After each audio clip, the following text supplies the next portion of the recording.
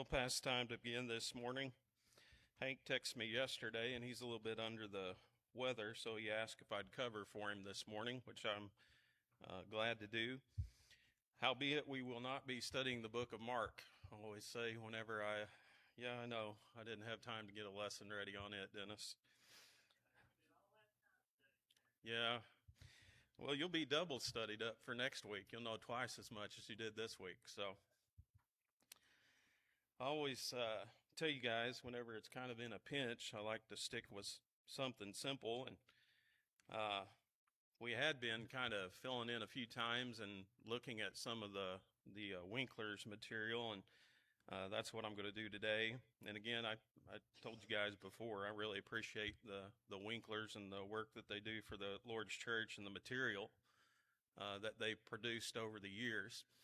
And as a young preacher, I'm not talking about today, but when I was a young preacher, I relied a lot upon that material. It was really helpful in teaching Bible classes and things of that nature.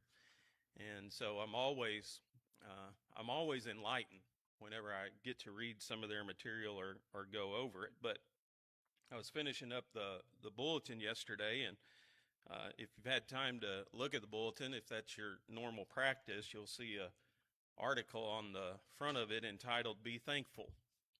And I thought a little bit about that, and I thought, I bet that could be a pretty good Bible class in a pinch.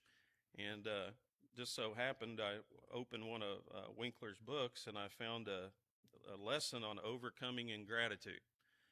And so it goes along with the lines of being thankful, but that's kind of what I want for us to study and think about today. And honestly, I always tell you guys this, whenever we're up here, you may not think so, but we're really preaching and teaching to ourselves more than anybody.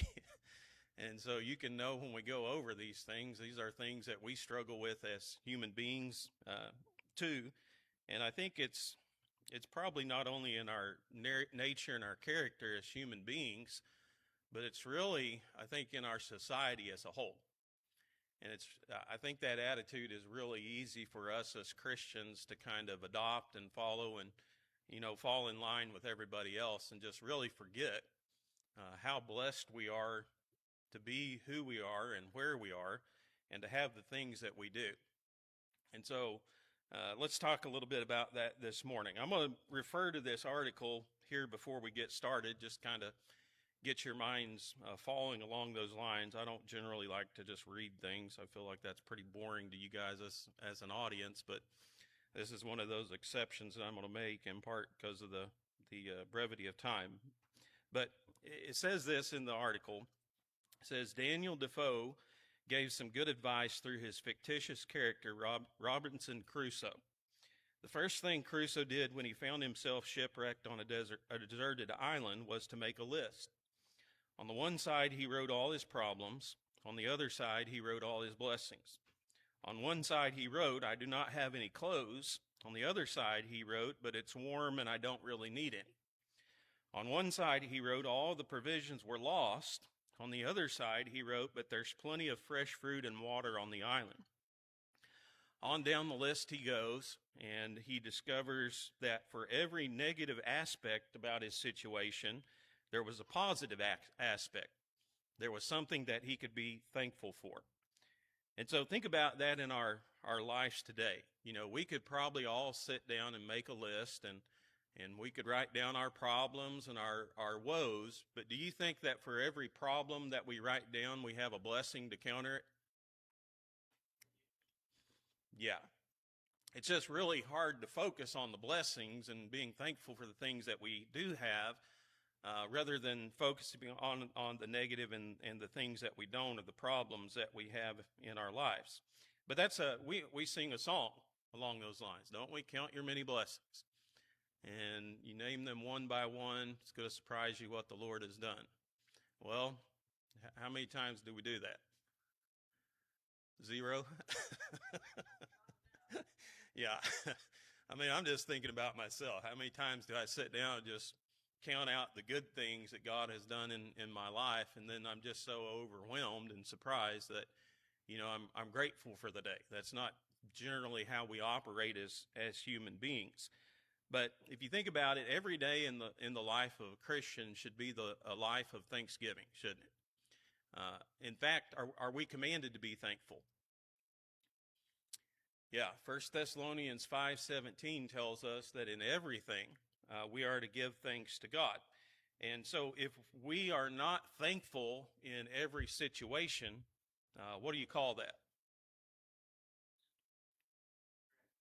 Ingratitude.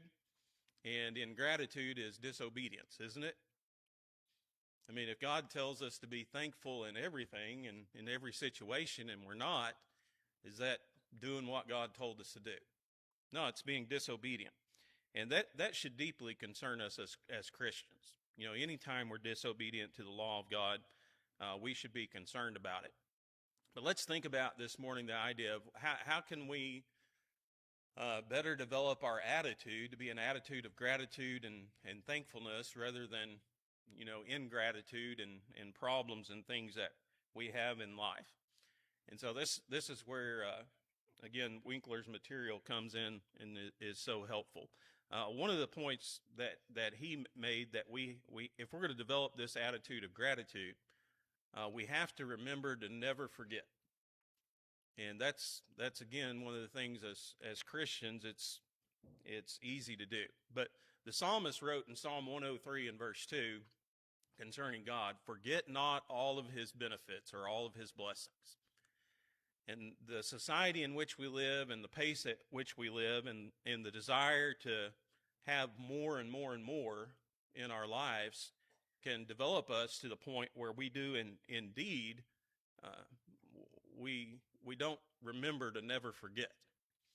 And so think about some of the things or some of the lessons that you come across in the Bible of ingratitude. And of course, one of them probably that a lot of people, if not all of us, think about is the story of the 10 lepers. Remember the story of the 10 lepers that Jesus healed? They come to Christ. They desire for him to heal them. He says, he lays out the formula. Here's what you do. If you do this, you'll be cleansed of your leprosy. How many of those lepers come back and thank Jesus? Only one. Did Jesus take notice of that? Yeah. He said, weren't there 10 of you that were cleansed? How is it that only one comes back to give thanks? But isn't that how we are sometimes with our blessings? You know, God gives us these things, we just grab them, we just stick them in our pocket, we just walk off and forget to thank God for the things that He's given to us. But it's a great reminder there to remember not to forget. Remember not to forget to give thanks to God for all the blessings and the positive things that we have in our lives. Another idea that he brings up that I think is beneficial to us is he says, do not major on your troubles. I think as human beings, and this is just kind of an observation, you can take with it what you will or what you don't want out of it. But have you ever dated anything in your life from a tragedy? I mean, do you ever think about a certain year and you say, well, this was the year that this happened to me? I think it's, again, just kind of human nature that a lot of times when we think about great events in our lives, we think about tragedies. We think about problems. And it'd probably be a lot better if we thought about good things. And if we dated our lives according to the blessings and the good things that have happened within our lives. But if we're not careful, what's going to happen if that's the way we kind of observe and do things? It becomes our attitude, doesn't it? Our mindset of everything's problems, everything's tragedy, everything's gloom in life. And so it is a lot better, I think, to reflect and to think about the positive things in our life. If we're going to be grateful and thankful, the positive things in our life, rather than just focusing upon the negative. There's an interesting section. I spent a little bit of time going through some statistics and kind of updating some of these numbers. I'm sure, I don't know what year this book was produced that he put out, but I'm sure it was long, long, long ago. So one of the sections, though, that he had in this particular lesson was think how much better off you are than so many others. And I thought, well, that's pretty good, pretty good thinking point. What would happen? Think about your current living state and your lifestyle, and then think about what would happen if you were reduced to the lifestyle of about over an eighth of the world population today. Over an eighth of the world population, the average household income, not the individual household, not the individual income, but the average household income in over an eighth of the world population today is $9,733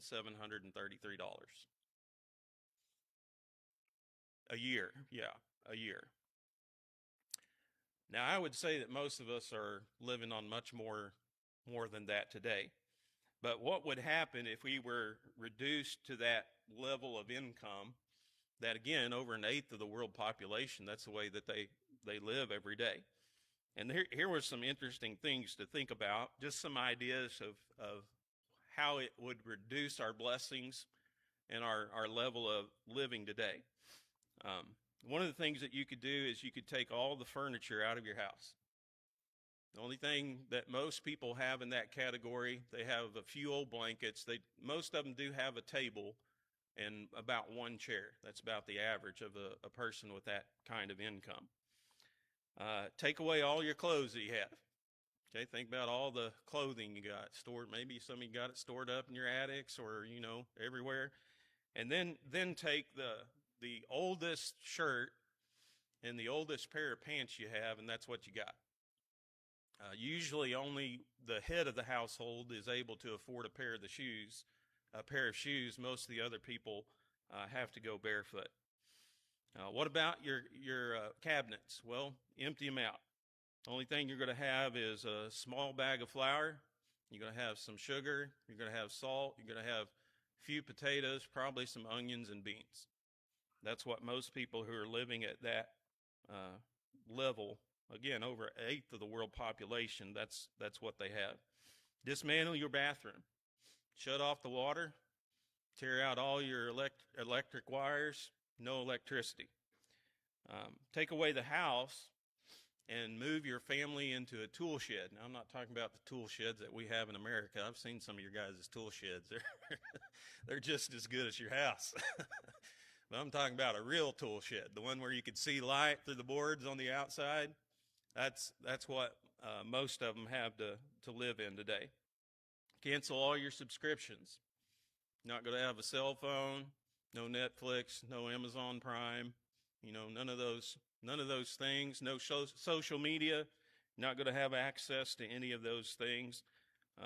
Nothing that's really that we would consider entertainment value.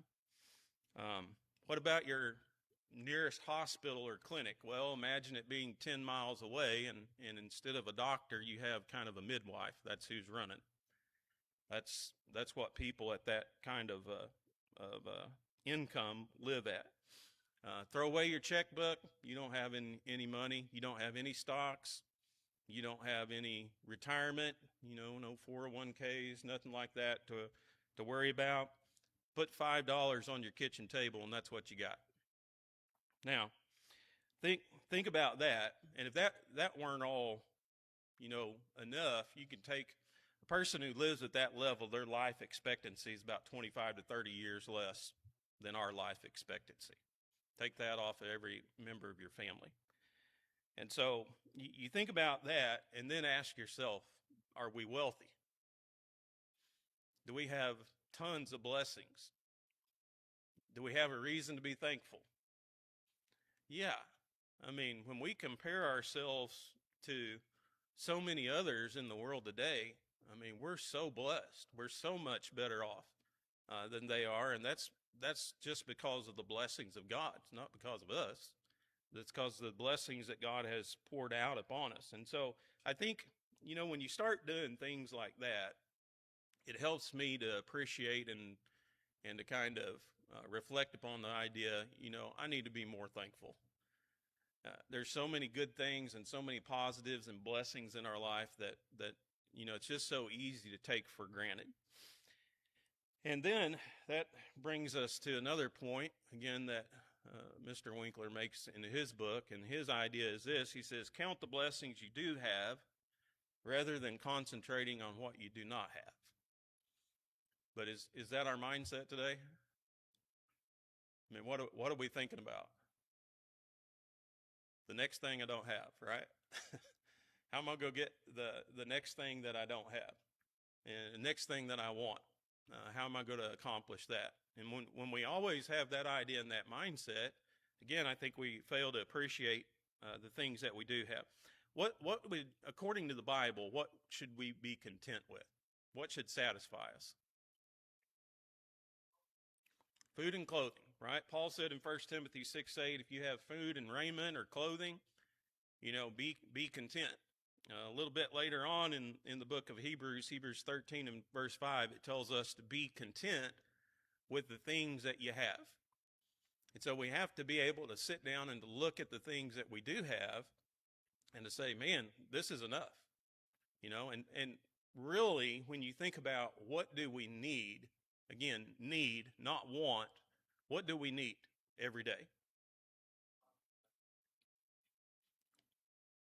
Did everybody agree with that? You say what? Probably nothing.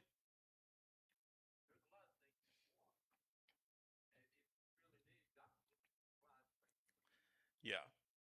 Basically, we need food, we need water, we need to stay warm or cold, don't we? If we got that, we can make it through a day, can't we? That's all we need. And if you got that, should you be thankful? Yeah, because that's the only thing that we really need to make it through a day.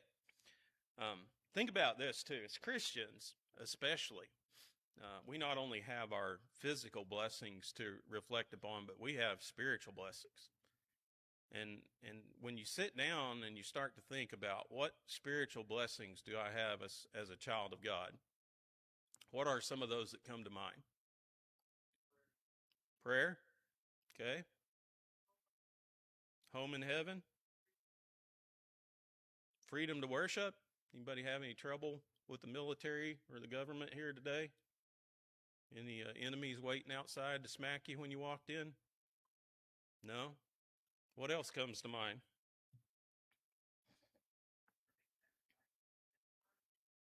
Yeah, forgiveness of our sins.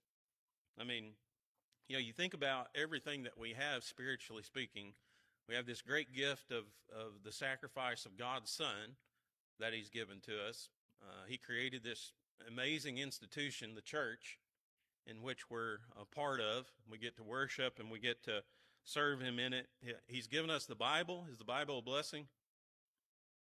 Man, it's a blessing. Again, it's so prevalent, though, so easy to get your hands on today. It's hard to remind yourself of what a blessing it is. All those precious promises that God has given to us, the hope of heaven, on and on you could go. And the point is this: when you think about, can you count your spiritual blessings? I think if you really sit down and you start trying to count them, what you're going to find is they're innumerable. And not only can you think of it in that way, but let me ask you this: can you count your physical blessings?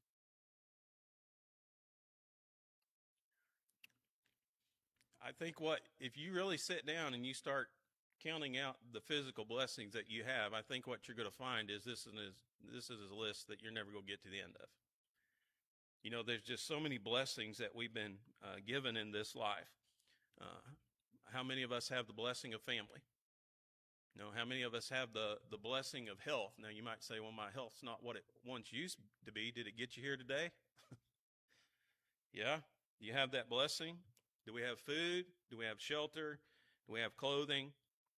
Do we have our freedom to worship God without being persecuted? Again, you think about all these great things that we have as Christians today, and you could just go on and on and on and on. not only with the spiritual blessings that we have, but also with the physical. And what we see, or what we come to see through that avenue of thinking, is our blessings are innumerable. You know, we just got so many positive things that have been given to us and that are happening to us in this life. So here's another idea to think about, and that's the way God views ingratitude. And so I want you to stop and think for a minute and really think about, maybe some Bible verses come to mind, maybe not specific ones, maybe it's just an idea. But if you were going to describe ingratitude and God's feelings about it, is there a particular verse that comes to mind, or is there a phrase or a thought that you might think about?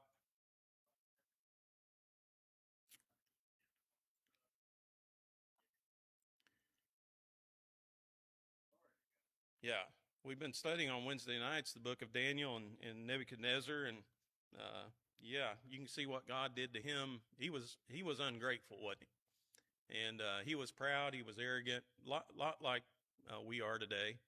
You know, we think every good thing happens to us in life because we did it, right? came from us, but ultimately it comes from God. And there were a couple of scriptures that I think about. One of them is found in Romans chapter 1. And if you're familiar with Romans chapter 1, you have this description of the Gentile world and the state in which it was in. Basically, these people were, you know, they were without any spiritual thinking or recognition of, or things of that nature. And so Paul is basically going down through there and kind of giving a description in general, a description of the Gentile world and the state that they were in without God. And I want you to think about some of these things that he lists, particularly here in this chapter. In verse 21 of Romans 1, it says, because although they knew God, they did not glorify him as God. I'm going to skip over the first one and read some of these. But became futile in their thoughts, and their foolish heart was darkened. Professing themselves to be wise, they became fools. And so he talks about their perverseness, how they didn't like to retain God in their knowledge, how they exchanged the truth for a lie. You go on down to verse 28, and it says, God gave them over to a reprobate or debased mind to do those things which are not fitting, being filled with all unrighteousness, fornication, wickedness, covetousness, maliciousness, full of envy, murder, strife, deceit, evil-mindedness. They are whisperers, backbiters, haters of God, violent, proud, boasters, inventor of evil things, disobedient to parents, undiscerning, untrustworthy, unloving, unforgiving, unmerciful. What would you think about a group of people like that? we would probably look at them and say, man, those guys are bad people, wouldn't we? You know what the first thing, if you back up in that list, I told you I was going to skip over it. But you know what the first thing he lists there in verse 21 was? They were not thankful. I want you to think about all those other things we read about. And God puts the idea of not being thankful in that same hemisphere. So what does that tell you about the way that God views ingratitude?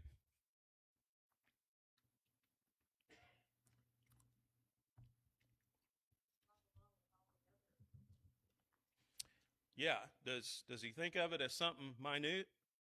You know, something small, something trivial, no big deal? No, he puts it right in that same grouping as all those other things that we read about. And so, you know, Paul, he described, I think in 2 Timothy 3, he said the last days, perilous times would come. And he tells what people are going to be. Guess what? One of the things he lists there is, yeah, unthankful. So you think about how God views it, and the fact that God groups it in some of what we would consider the most heinous transgressions of God's law. Should that concern us? Yeah, I mean, any disobedience to the law of God should, but the fact that he puts it in that same category or that same grouping should really make us kind of raise our eyebrows and say, hey, this is something that God considers pretty serious. All right, we got a little bit of time here. Let me figure out which one of these I'd like to talk about a little bit more.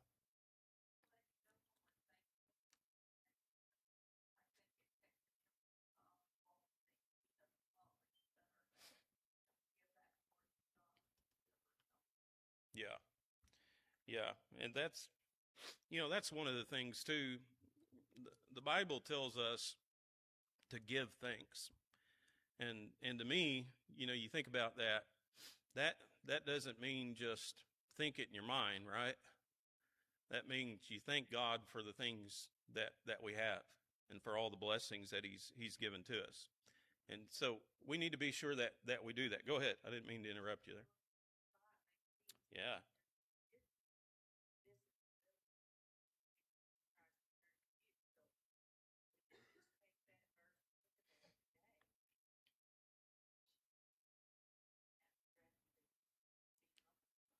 Yeah. But is it easy to do when you're so blessed? Isn't that what the Bible teaches about one of the downfalls of blessings and luxuries? I mean, you just start thinking of it as being as you deserve it. It should be there every day, right? And that's the mindset of the world.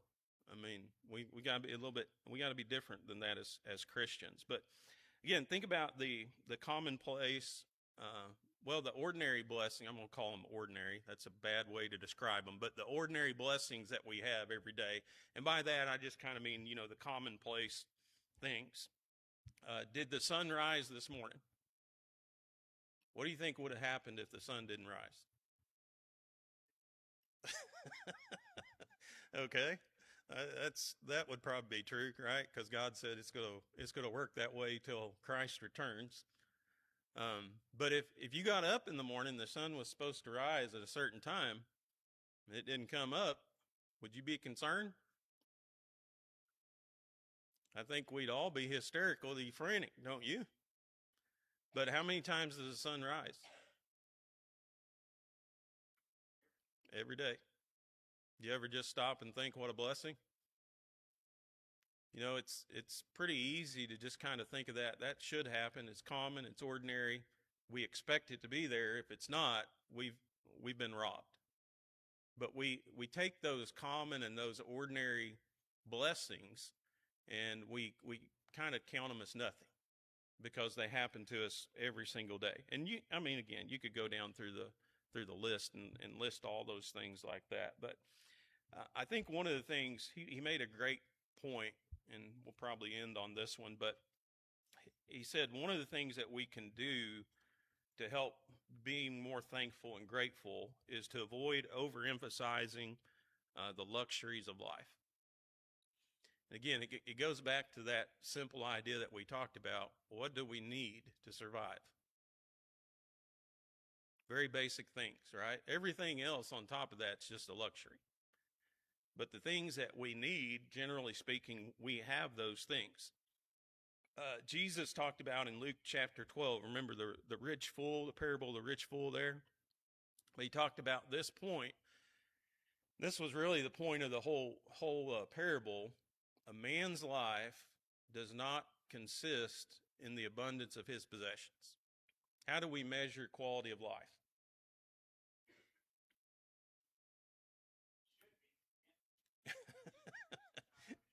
Yeah, it should be, right? But generally speaking, how do we measure it? Luxuries. What do you have? You have a big house? Do you have a nice car? Do you have lots of money in your bank account? Well, those are the luxuries of life. And we think if you've got those things, you've got a good life, right? That's not what Jesus said. Your life does not consist, the value and the quality of your life and living doesn't consist in how many things you possess. And that's what that parable of the rich young fool was about, or the rich fool. But again, it goes back, and I know I've said this time and time again, but you got to be thankful, or we got to be thankful for the simple necessities of life. And the things that we really have to be thankful for, and we need to put the emphasis on, is what? Spiritual blessings, right? Not the physical. Um, think about these. Here's kind of a list, quick list here. But how many of us have remission of sins? How many of us have a mansion in heaven waiting for us? How many of us have peace that passes understanding? How many of us have joy unspeakable that Peter wrote about? How many of us have a divine love, the love of God that will never fail? How many of us have a faithful or a pious spouse? How many of us have devoted children? How many of us have true and loyal friends? How many of us has Jesus as our Savior? I mean, those are the things that we should emphasize, isn't it? And when you start emphasizing those things, what we see is, what kind of life do I have? Man, I've got a good one, don't I? Those are the blessings and the things that should be important to us. So I filled the time slot that we had. But like I said, hopefully Hank will be back next week and study the book of Mark. Those are just some things I struggle with as an individual. If you don't, I'm glad you don't. I commend you for being able to be thankful and grateful and be able to count every single blessing that God has given you every day of your life. But we have to be careful as Christians that we don't fall into that attitude of the world and develop that attitude of ingratitude. All right, does anybody have any thoughts or comments or anything before we end? Yes, sir.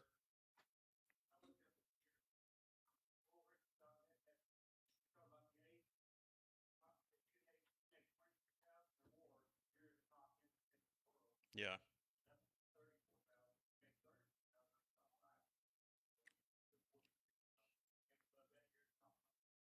Yeah. Yeah, and again, it's just kind of society that we live in, the way that we look at and measure wealth.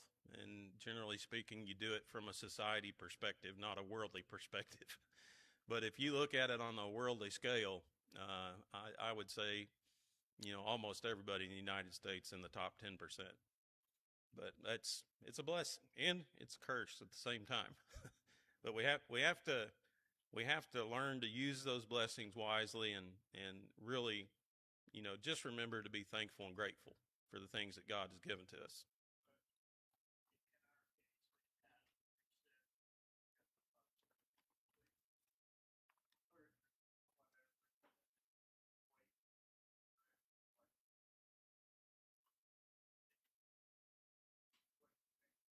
Yeah, I mean, a lot of places in the world today. I mean, you get some of the stuff we get, you're a goner. I mean, you don't have the doctors, you don't have the surgeons, you don't have the facilities, you don't have the medicine, just don't have access to those things. But again, that's one of those blessings we think you got to wait 10 minutes in the doctor's office, you're inconvenienced, right? I know you don't think like that, Dennis. Go ahead, brother.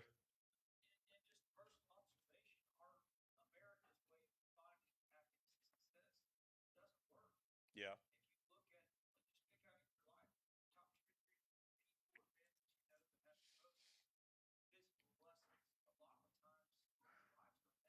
Yeah. Yeah, and that's just, again, it's learning the things that God teaches us or tells us in the Bible the hard way. I think all of us do that a lot, but you just can't be happy. Worldly possessions aren't enough. They aren't enough.